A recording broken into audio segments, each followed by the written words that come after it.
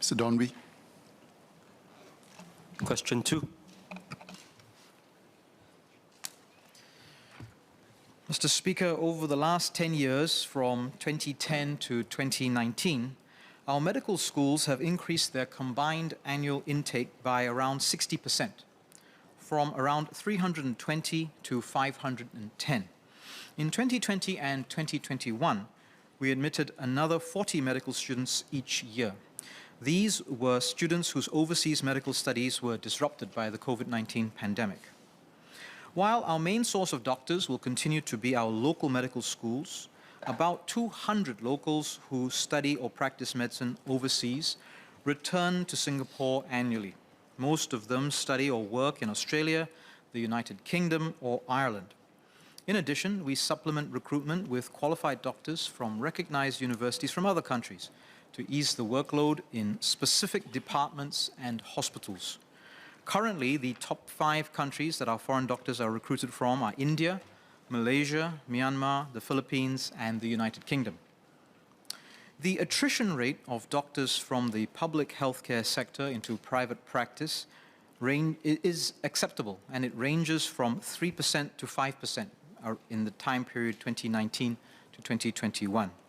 We continue to make various efforts to retain our doctors within the public healthcare sector.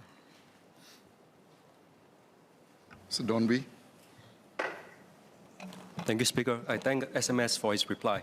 Can MOE work with MOH to increase the intake of deserving local poly graduates?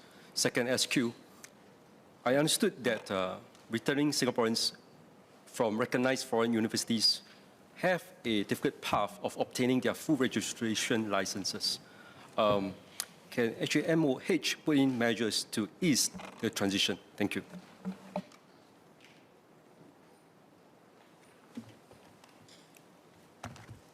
So I thank the member for his 2 questions.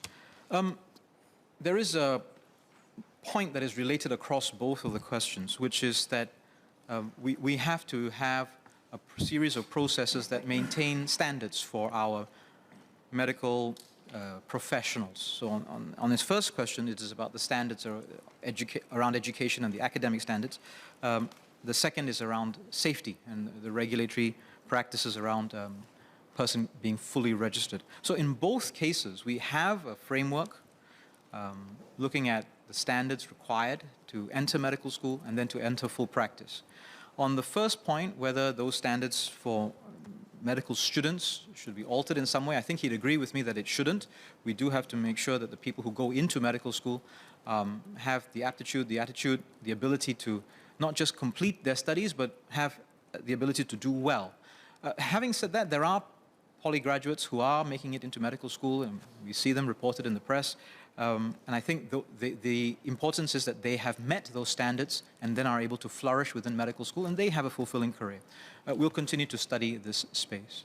The same principle applies then to his second question, which is about foreign trained doctors coming to practice within Singapore. We should, in order to serve the mission to the public, hold them to the same safety requirements as any other graduate from a local university going out into medical practice. And so there is a standard set of approaches in order to make sure that they are safe to practice before they get fully registered. And I'm sure the member would agree, we should not reduce those standards.